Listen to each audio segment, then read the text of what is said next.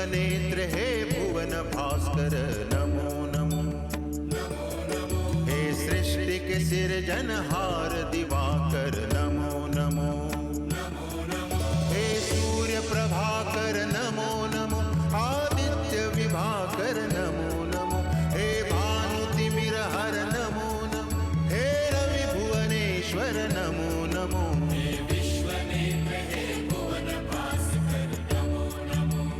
नमो नमो। हे सृष्टि के सिरजनहार दिवाकर नमो नमो। ओम सूर्याय नमो नमः। ओम सूर्याय नमो नमः। ओम सूर्याय नमो नमः।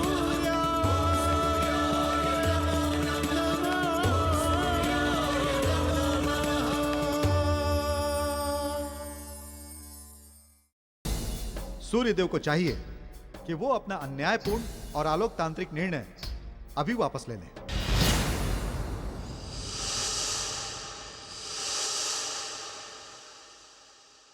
शुक्रदेव, मैं बहुत देर से आपके तर्क वितर्क को सुन रहा हूं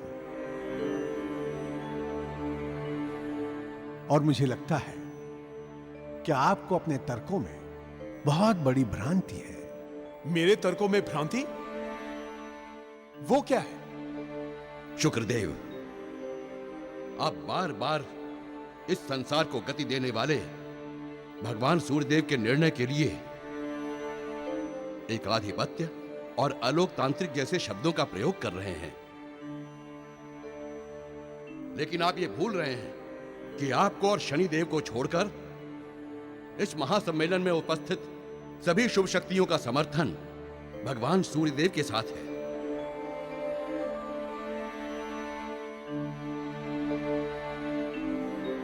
आप लोकतंत्र की दुहाई दे रहे हैं और स्वयं लोकतंत्र के नियमों के विरुद्ध बात कर रहे हैं। यदि आप भगवान सूर्यदेव के निर्णय से सहमत नहीं थे, तो आपको निरर्थक उनका विरोध करने के स्थान पर उनसे यह पूछना चाहिए था कि उन्होंने बुधदेव को अपना युवराज क्यों चुना। क्यों चुना? क्योंकि ग्रह मंडल में सूर्यदेव का आकार सबसे बड़ा है और बुधदेव का आकार सबसे छोटा। लोकतंत्र का नियम है कि बड़ों का छोटों के साथ हमेशा संबंध बना रहे और छोटों की हर समस्या बड़ों तक पहुंचती रहे। इसीलिए भगवान सूर्यदेव ने बुधदेव को अपना युवराज चुनने का निर्णय लिया है, जो कि न्यायपूर्ण और उचित है। शुक्रदेव और शनिदेव, आशा है कि बृहस्पति देव के तर्क को सुनकर आपकी शंका का समाधान हो गया होगा। कृपया अब आप लोग अपने अपने स्थान पर बैठ जाएं।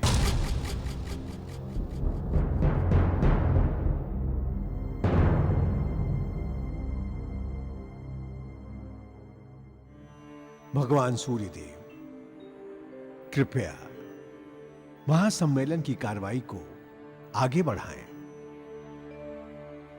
उपस्थित शुभ शक्तियों, इस महासम्मेलन में जिस विषय पर इतना विवाद हुआ उसे स्पष्ट करना मैं अपना कर्तव्य समझता हूं। मैंने क्यों और किस कारण से बुधदेव को युवराज चुना, इसके कुछ स्पष्ट आधार हैं। बुधदेव के विषय में बृहस्पति देव ने जो कुछ भी कहा वह एक अटल सत्य है।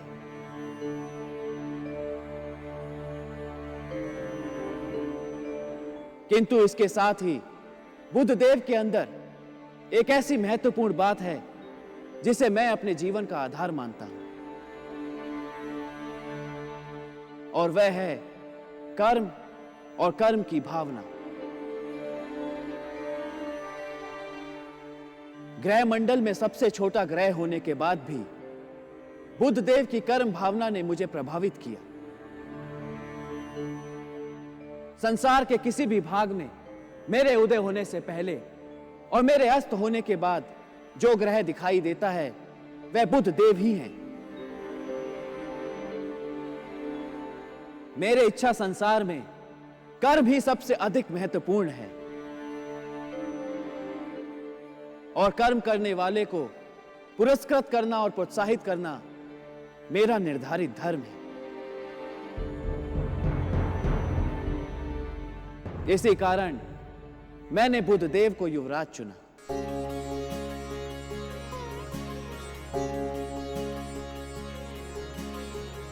सत्यव्रती, सद्गुणी और विचारक के रूप में आदर प्राप्त करने वाले बृहस्पति देव, आपका संबंध काल पुरुष की त्वचा से होगा। इसके साथ ही आप समस्त देवताओं के गुरु के रूप में आदर प्राप्त करें। सूर्यदेव, ये सम्मान पाकर मैं कृतार्थ हुआ। कृपया मेरा धन्यवाद स्वीकार करें। शुक्रदेव, क्रमानुसार अब आपकी बारी है। किंतु यदि हम दोनों में से किसी के साथ अन्याय हुआ तो हम विरोध करेंगे।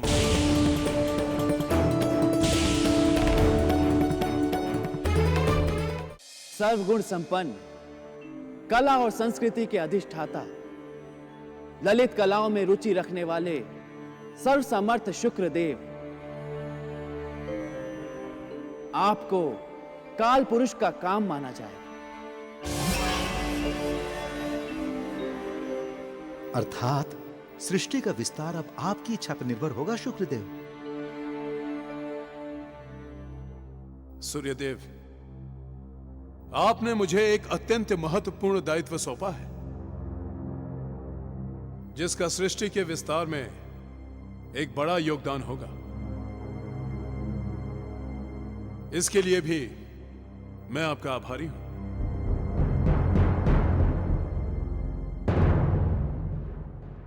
शनिदेव, आपको काल पुरुष का दुख माना जाएगा।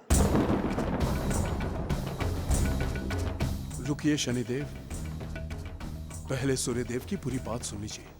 शनिदेव, आप कर्म और उसके परिणाम के प्रतीक होने के कारण संसार में भाग्य विधाता के रूप में ख्याति और आदर प्राप्त करेंगे। आपका संबंध यम नियमों, नैतिकता और अनुशासन से होगा। इनकी अवहेलना करने वाले को दंडित और पालन करने वाले को पुरस्कृत करने का स्वतंत्र अधिकार भी आपको ही होगा।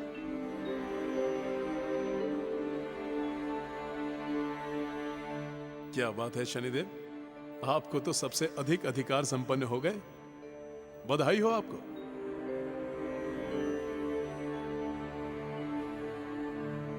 सूर्यदेव, आपने जो दायित्व मुझे सौंपा है वो संसार में जीवन के संचालन के लिए अति महत्वपूर्ण है। मैं अपनी तरफ से पूरा प्रयास करूंगा कि आपकी आशाओं पर खरा उतरूं। आपको कोटि कोटि धन्यवाद।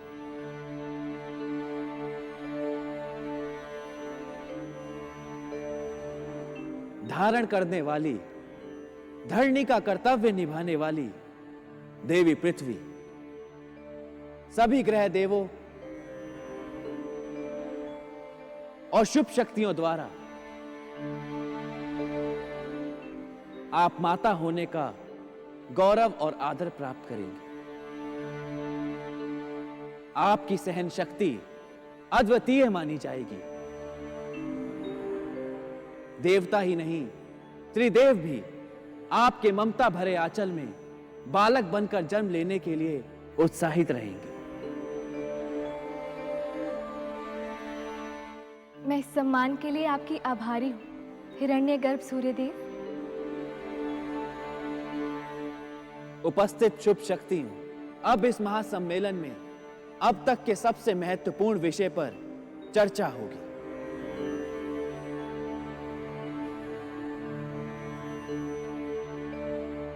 पृथ्वी पर जीवन पाने वाले जीव अपने अपने कर्मों का भुगतान करते हुए कर्मों के अनुसार ही अगला जन्म अथवा मोक्ष प्राप्त करेंगे। उनके सात्विक कर्मों से ही हम शुभ शक्तियों को शक्ति प्राप्त होगी। जब भी पृथ्वीवासी यज्ञादि अनुष्ठान का आयोजन करेंगे तो उस यज्ञ से किस शुभ शक्ति को कितना अंश प्राप्त हो, यही इस चर्चा का मुख्य विषय है। मेरा प्रस्ताव है कि यज्ञादि से प्राप्त होने वाली ऊर्जा का पहला 1/4 भाग पृथ्वी के मनुष्य और जीवों की सुख और शांति का कार्य करे। दूसरे 1/4 भाग पर त्रिदेवों और त्रिदेवियों का अधिकार है। तीसरा 1/4 भाग ग्रह देवताओं का,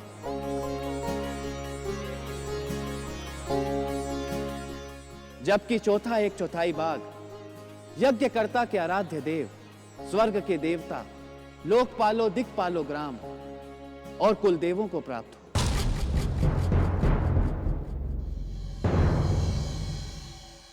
भगवान सूर्यदेव, मुझे तो यह विभाजन सर्वथा उचित लग रहा है। ठहरिए, ठहरिए, ठहरिए।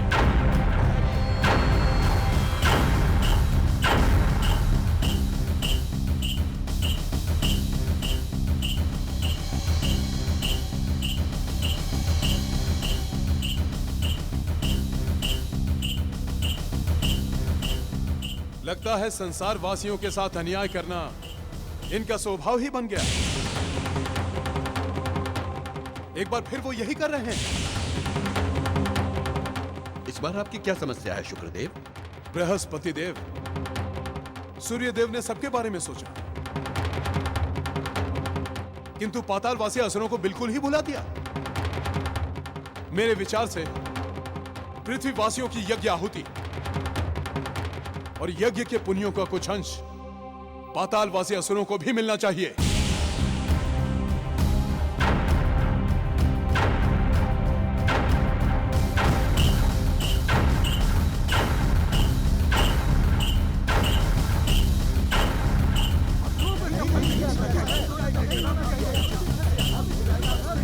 आपकी ये मांग सुनकर हम सभी चकित हैं।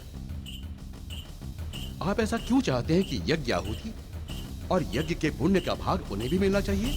बृहस्पति देव, आपका प्रश्न ही अनुचित है।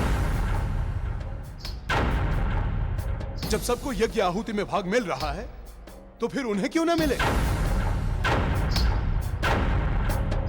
यज्ञाहुति का भाग सभी शुभ शक्तियों के बीच विभाजित किया जा रहा है शुक्रदेव, और पाताल के असुरों को तो आप भी शुभ शक्ति नहीं मानते होंगे।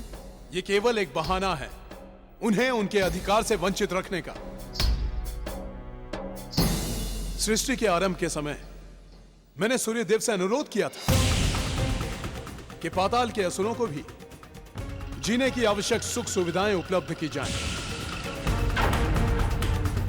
तब भी सूर्यदेव ने मेरी मांग अनसुनी कर दी थी, किंतु आज इन्हें पातालवासी असुरों की व्यथा पर ध्यान देना ही होगा।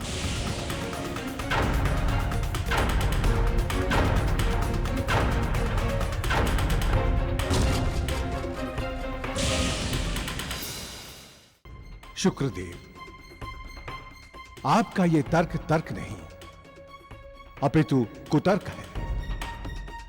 शुक्रदेव, आप स्वयं जानते हैं कि आप जो मांग कर रहे हैं वो अनुचित है। शुक्रदेव, आपको इस विषय पर एक बार पुनः विचार करना चाहिए।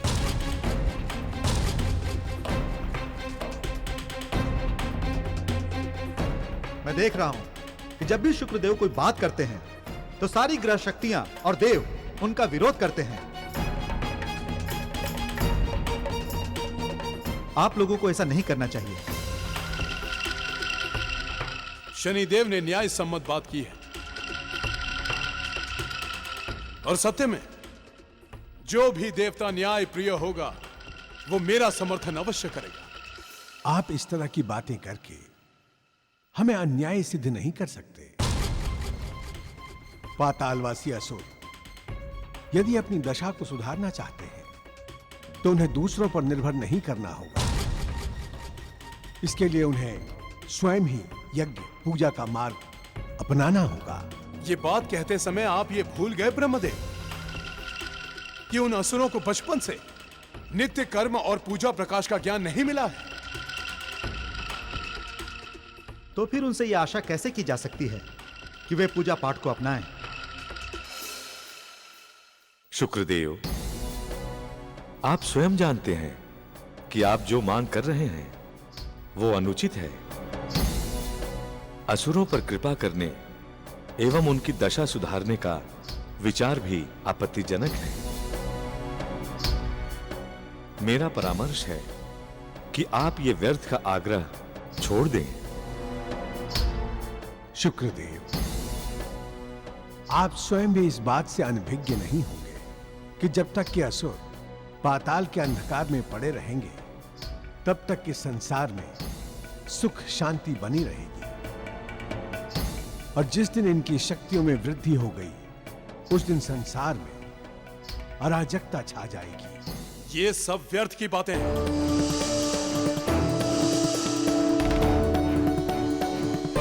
सत्य केवल यह है कि पातालवासी असुरों के साथ अन्याय हो रहा है।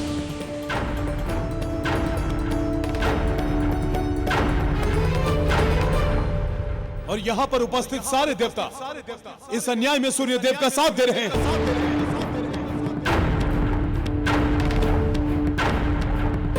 इसीलिए मैं ये कहता हूं कि सूर्यदेव अन्यायी है।